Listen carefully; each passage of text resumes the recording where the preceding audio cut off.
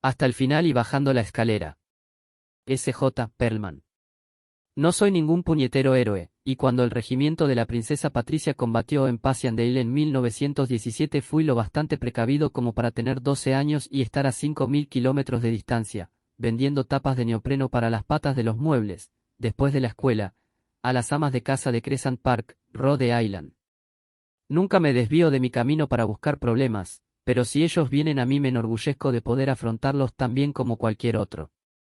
Una vez pasé la noche en un vagón de tercera clase de la línea ferroviaria de los Estados Federados de Malasia en compañía de 70 chinos con dentaduras postizas venidos de Soato y Amoy y encaminados hacia el interior, a las minas de estaño de Ipoh. El puñetero motor rompió un enganche en algún recodo perdido de Negri-Sembilan y allí nos quedamos sentados, con la lluvia colándose por el techo, sin una taza de té que tomar y con todos aquellos tipos fumando chandó y zampando arroz contra sí, comparado con el cual incluso el durian es perfume de rosas. Peor todavía, el culi que había en la litera de encima de la mía no paraba de comer plátanos y de tirarme las pieles encima. Media docena de veces uno podía jurar que tenía una cobra o una víbora de Russell suelta en la cama. La cosa estaba fatal, como suele decirse, pero hice de tripas corazón y el viejo Bucarán me sacó adelante. Otra vez, estando yo en Amboina, en las Molucas, un tipo que compraba beche de mer y conchas en los grupos de Islas Kai y Aro al sureste de Ceram me ofreció llevarme hasta Banda Neira en su prau.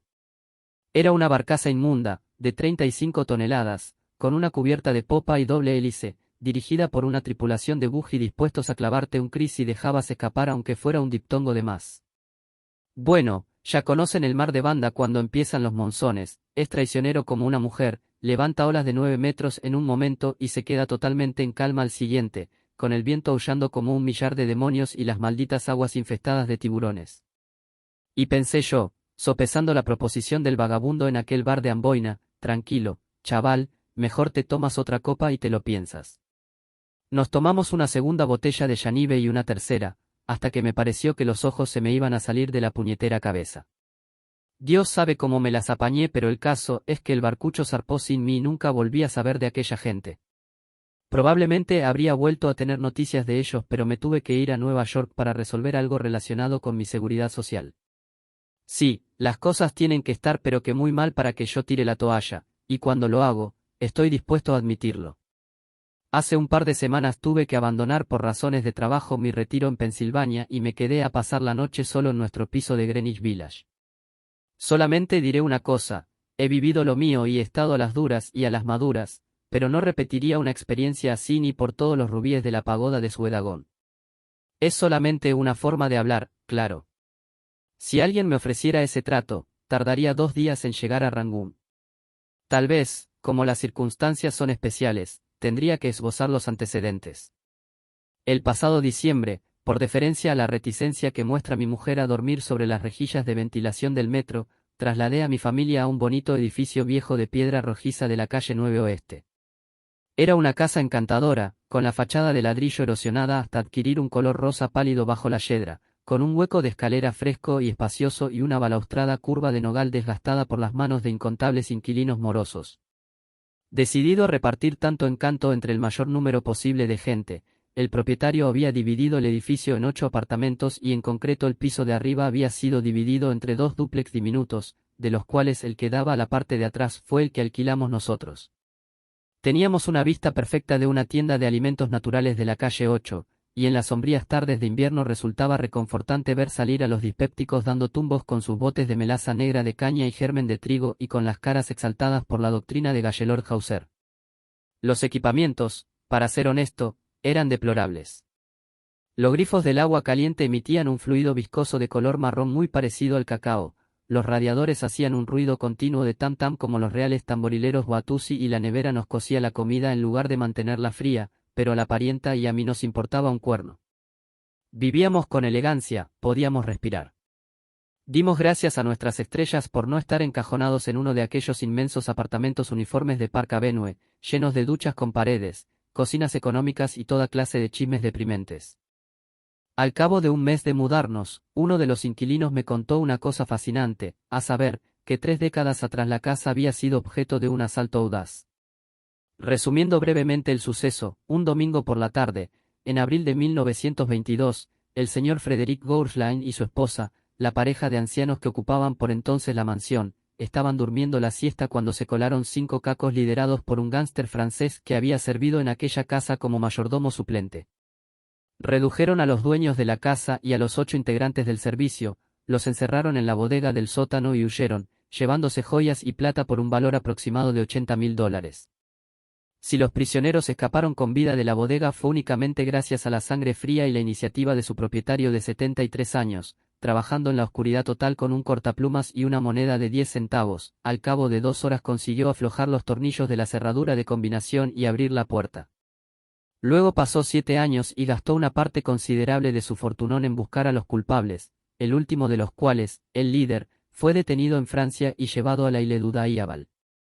Como es natural, fui sin demora a inspeccionar la bodega con una vela de cera, o al menos algo que el tipo de la ferretería me aseguró que era una vela de cera, y me convencí de la veracidad de la historia. Incluso encontré una moneda de 10 centavos encastrada en una grieta del suelo, llevaba fecha de 1936, pero descarté las últimas cifras y construí un relato bastante efectivo de mi participación en aquel caso, que la gente solía pedirme en las fiestas que hicimos la pasada primavera. Resultaba divertida la forma en que me lo pedían, a veces sin siquiera abrir la boca. A veces se limitaban a permanecer de pie y estar ansiosos, con lo cual yo, siendo el anfitrión, obviamente tenía que contárselo. Pero todo esto lo digo de pasada. Ustedes ya están ansiosos por oír el relato de la noche que entré allí solo. Pues bien, llegué al centro de la ciudad un viernes por la tarde a las 6, bastante cansado y sin nada que hacer. Resulta curioso que ellas prefieran quedarse en casa y lavarse el pelo en lugar de aceptar una cita en el último minuto. Nunca lo entenderé.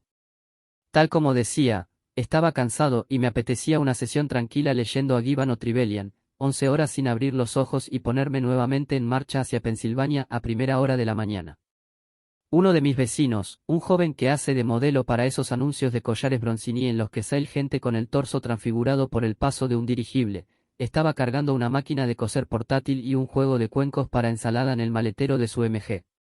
¿Qué tal?, dijo, sorprendido. Pensaba que os habíais largado todos. Le expliqué mi presencia y se estremeció. Demasiado lúgubre. No queda ni un alma en la casa. Los Cadmas acaban de largarse a su guarida de Bucks.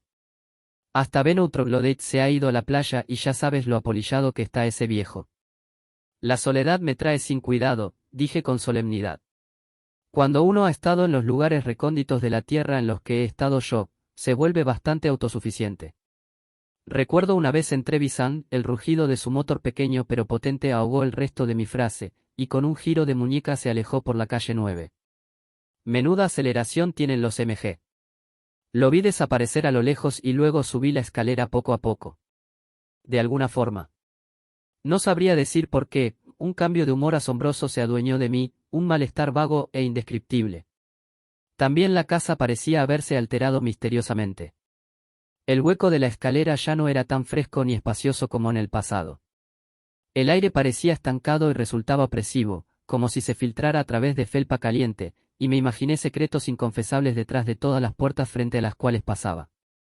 Mientras intentaba meter la llave en la cerradura de nuestro apartamento se me aparecieron las caras lívidas de Andrew y Abby Borden. Con un tic electrizante abrí la puerta, me precipité dentro y cerré a toda prisa. Bajo los débiles rayos de luz que se colaban por entre las lamas de las persianas venecianas, pasé revista cuidadosamente a la sala de estar, con su suelo desprovisto de alfombra y sus muebles cubiertos por capas de polvo. No parecía que faltara nada, pero decidí volver a inspeccionar. Me relamí y hablé en un tono apaciguador que dejaba bien claro que no sería capaz de molestar ni a un perro. ¿Hay alguien en casa?, pregunté. No hace falta decir que si alguien me hubiera contestado me hubiera caído muerto al instante. Satisfecho de que no hubiera intrusos corpóreos a la vista, subí de puntillas la escalera que llevaba a los dormitorios. Caminar por las selvas del sureste de Siam me enseñó hace mucho tiempo a avanzar sin mover ni una ramita, y llevé a cabo un registro rutinario de los armarios. Mientras estaba palpando con cuidado los abrigos en busca de algún cuerpo no autorizado, el teléfono soltó un timbrazo repentino y aterrador. Di un brinco y pegué la espalda a la pared junto al aparato, con todos los sentidos en tensión. Algo muy desagradable se avecinaba. Recordaba con claridad haber dado de baja la línea telefónica un mes atrás. Tenía que responder o tratar de ganar tiempo. Intenté imaginar la cara que había al otro lado de la línea, su sonrisa torcida y sus ojos pequeños y siniestros, y empezó a sudarme el cuero cabelludo. Luego recobré el equilibrio. Era mejor conocer a mi enemigo que sucumbir a aquel horror desconocido y soterrado. Cogí el auricular. Control de cucarachas de la zona de Grand Central, dije en tono neutro. Le habla Leonard Bisi. Hubo una pausa tensa y, apreciando la estatura de su adversario, el desconocido colgó, frustrado. Yo había ganado el primer asalto, pero a partir de ahora mi seguridad dependía de que me mantuviera extremadamente alerta. Con el propósito de afilar mis facultades al máximo decidí tomarme 2 dedos de coñac. Un registro de los armarios de la cocina no logró localizar dicho reconstituyente, sin embargo, encontré una lata de zumo de tomate caliente cuya tapa conseguí abrir con un cuchillo para despepitar manzanas. 5 o 6 gasas bastaron para obturar el tajo de nada que me hice en la muñeca, después de quitarme toda la ropa salvo los pantalones cortos, ya que no me convenía llevar un exceso de equipaje si surgía una emergencia. Abrí mi libro de Gibbon por las campañas de Diocleciano. Qué espíritu tan noble insuflan aquellas épocas majestuosas, qué sabiduría y qué calma celestial. Reflexionando sobre la mezquindad de los historiadores de nuestros días, me hundí en un plácido sueño que debió de durar alrededor de 4 horas. Poco después de la medianoche me desperté con la convicción irrebatible de haber negligido alguna obligación vital. Me quedé rígido, pugnando por recordar de qué se trataba, y de pronto me vino a la cabeza. Con las prisas del traslado el otoño pasado me había olvidado de darle el aguinaldo de Navidad al portero de nuestra nueva morada. Supongo que su mal humor se había convertido en una manía persecutoria que ahora exigía mi extinción. Debía de haberme visto entrar solo en casa esa noche. Había decidido aprovechar la oportunidad para quitarme de en medio y en ese preciso momento estaba subiendo la escalera de puntillas con una cuchilla de carnicero en la mano. Me vi a mí mismo cruelmente desmembrado, con la cabeza en una sombrerera como al caer la noche y las extremidades envueltas con lona y desperdigadas por una docena de consignas de estaciones. Los ojos se me llenaron de lágrimas de autocompasión. Era demasiado joven para morir de una forma tan absurda, víctima del capricho de un loco. ¿Qué iba a hacer de mis hijos en Pensilvania, esperando un abrazo paternal y unos dulces que nunca iban a llegar? Decidí vender mi vida lo más cara posible. Me remangué figurativamente con expresión severa y ya estaba a punto de esconderme debajo de la colcha cuando un ruido metálico amortiguado procedente de abajo me dejó petrificado. En aquel instante espantoso, todos los detalles del asalto a casa de los Goursland regresaron con claridad cristalina y comprendí de repente la espantosa verdad. La policía, pese a haberse jactado de ello, en realidad jamás había recuperado el botín. El cerebro de la banda lo había escondido en alguna parte del edificio y ahora, después de 29 años en el infierno de la Guayana francesa, regresaba para exhumarlo y saldar viejas cuentas.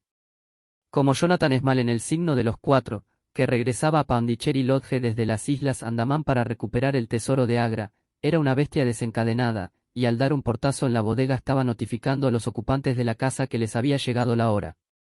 Lo único que faltaba era el pinchazo del aguijón envenenado y el espasmo final de agonía. 10 minutos más tarde mis rasgos estarían congelados en el atroz risus sardonicus y sería imposible distinguirme de Bartolomeo Ulto. Estaba listo.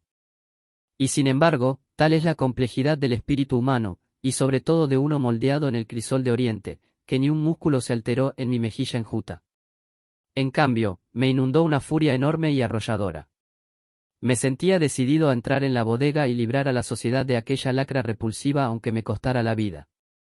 Me hice con la vela, abrí con valentía la puerta y descendí las escaleras con pasos felinos. Cuando ya me acercaba al rellano, una voz femenina, cargada de una ansiedad terrible, me llegó desde abajo. «Dale con todas tus fuerzas», dijo con aspereza. «Tenemos que abrirla esta noche, como sea». Reprimí un soplido triunfal involuntario. Así que esas teníamos. Había una mujer implicada, sin duda había urdido toda la historia, tal como yo sospechaba desde el principio. Con el cuerpo apoyado en la balaustrada, me asomé por encima de la misma con cautela infinita y miré por el hueco de la escalera. La imagen que vieron mis ojos habría destruido el más fenomenal de los aplomos. Envuelta en un kimono floreado que a duras penas cubría sus generosos encantos, la señora de Perdy Woolwine, la inquilina del primer piso, estaba arrodillada junto a un cubo de basura metálico, intentando sujetarlo contra el suelo. Su pelo reluciente estaba alborotado y su cara contorsionada como la de los luchadores de los grabados japoneses. A su lado, un hombre pequeño y cetrino al que reconocí vagamente como Ulwain, había encajado un destornillador debajo de la tapa con la ayuda de un martillo y ahora intentaba arrancarla desesperadamente, con la intención obvia de deshacerse de una cesta llena hasta arriba de botellas y desperdicios de fruta. Ninguno de los dos eran conscientes de mi presencia y no la habrían descubierto salvo por el deseo insoportable de extornudar que me sobrevino. Cuando solté un achís salvaje, se giraron bruscamente y se me quedaron mirando, desnudo salvo por los pantalones cortos y la vela en la mano, boquiabiertos en el rellano. Con un chillido atroz que hizo temblar las reproducciones de Piranesi de las paredes, la señora Ulwain se incorporó a medias y se cayó desmayada de lado. Es fantástico cómo la gente malinterpreta de forma deliberada los incidentes más simples. Que me caiga muerto si no me pasé 2 horas explicándoles lo ocurrido a los cazurros de la comisaría del distrito octavo. Estaban nerviosos, ¿me entienden? Tenían que encontrar un chivo expiatorio y toda esa basura aterradora. Uno habría creído que yo era Harvey Howley Cripan a juzgar por la murga que me dieron con sus test de sobriedad y sus aspavientos acerca del voyeurismo y de Dios sabe qué más. Pero bueno, gracias a Dios todo se ha terminado. En la actualidad paso la mayor parte del tiempo en Pensilvania y, cuando llegue el otoño, probablemente encontremos un alojamiento más adecuado a las necesidades de la familia.